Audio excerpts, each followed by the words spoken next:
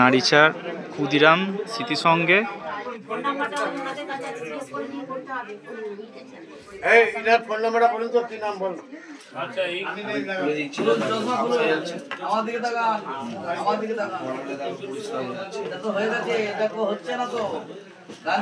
ধরুন হাত দিয়ে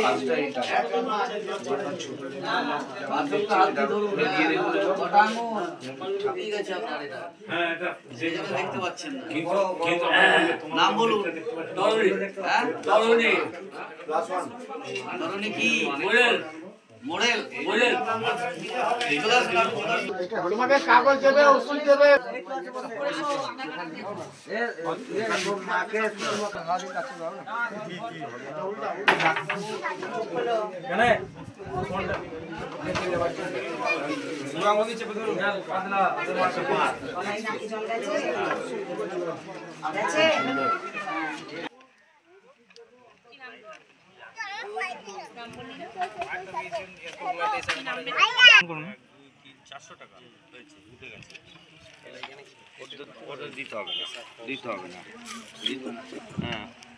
অশোক অশোক কুন্ডু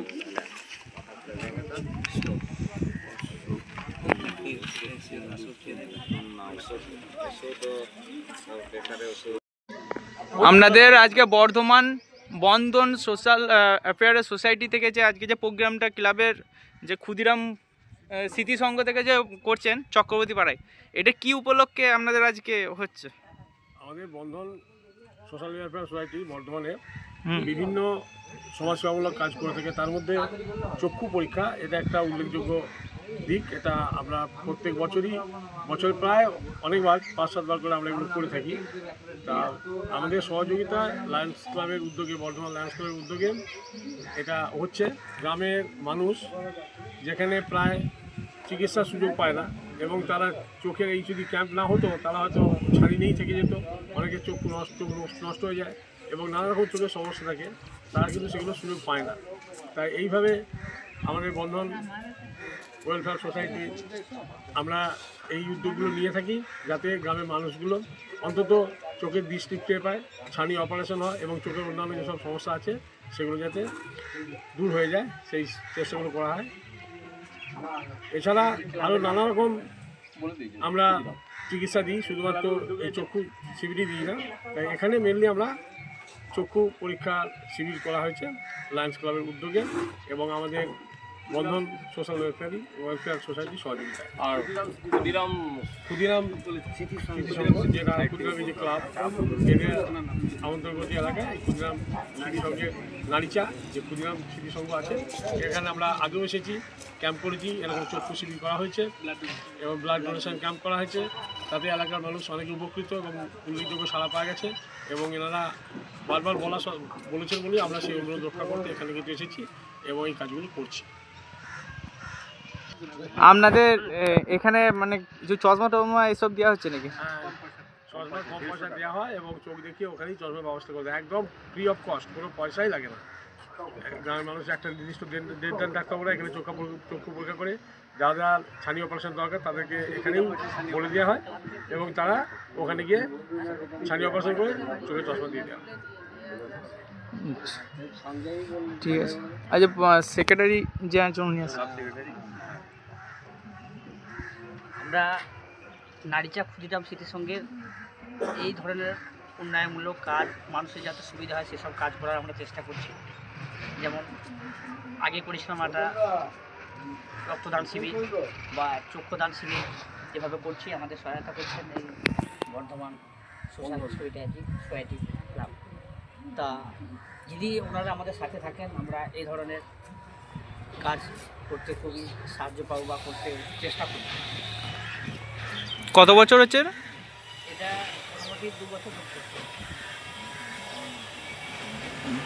আর এর আগু মানে এটা কত বছর, ক্লাবটা কত বছর হয়েছে রেজিস্ট্রেশন করা? 2 বছর হচ্ছে। 2 বছর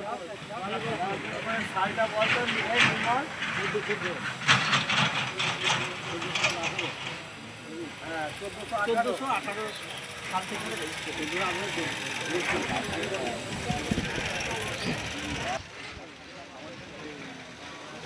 ক্ষুদিরাম স্মৃতি সংঘের তরফ থেকে আমাদের হওয়ার জন্য আমরা যাই যাতে বাইরে যেতে পারে না কালকে নয় আমরা এই রবিবার মনেরও করেছিলাম আমরা জানতে পারি। আচ্ছা, আপনাদের টোটাল ডাক্তার কত এসছে? ডাক্তার আমাদের 15-16 জন আসছে। এখনই কি আসছেন নাকি অন্যরা? না, ডাক্তার এসে গেছে। আর ডাক্তার নয়, পেশেন্ট পরপর আসছে। হ্যাঁ, পেশেন্ট মোটামুটি 100 ছাপিয়ে যাবে আমাদের আন্দাজ, বা গতবারও আমরা করেছি যে 100 ছাপিয়ে গেছে। এখন তারপরে একটু কাজের সময় মানুষ বিভিন্ন জায়গায় কাজে আটকে আসেন, আগে লাগাতে হবে। আচ্ছা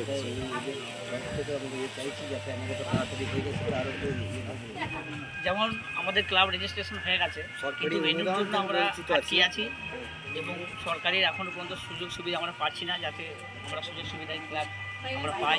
তার জন্য একটু আগামী দিনে আমরা আরও কাজ, স্বেচ্ছাসেবকের কাজ আমরা করার চেষ্টা করব। আমাদের এই ক্ষুদিরাম স্মৃতি সংঘ আজ 15 বছর ধরে আমরা চালিয়ে যাচ্ছি, কিন্তু আমাদের সরকারিগতভাবে কিছু করার উদ্যোগ আছে, সেই অনুদান থেকে আমরা বঞ্চিত আছি। আগামী দিনে যাতে ওই সুযোগগুলো আমরা পাই তার ব্যবস্থা করে দিলে আমরা খুবই উপকৃত হইব। আচ্ছা, সামনে বিষয়টা যাচ্ছে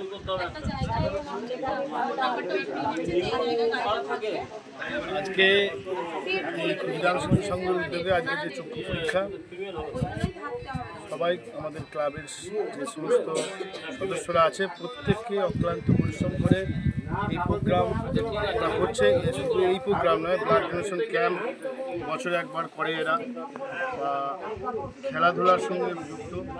ফুটবল খেলা, একটা বড় ধরনের ফুটবল খেলা চালায় এনারা।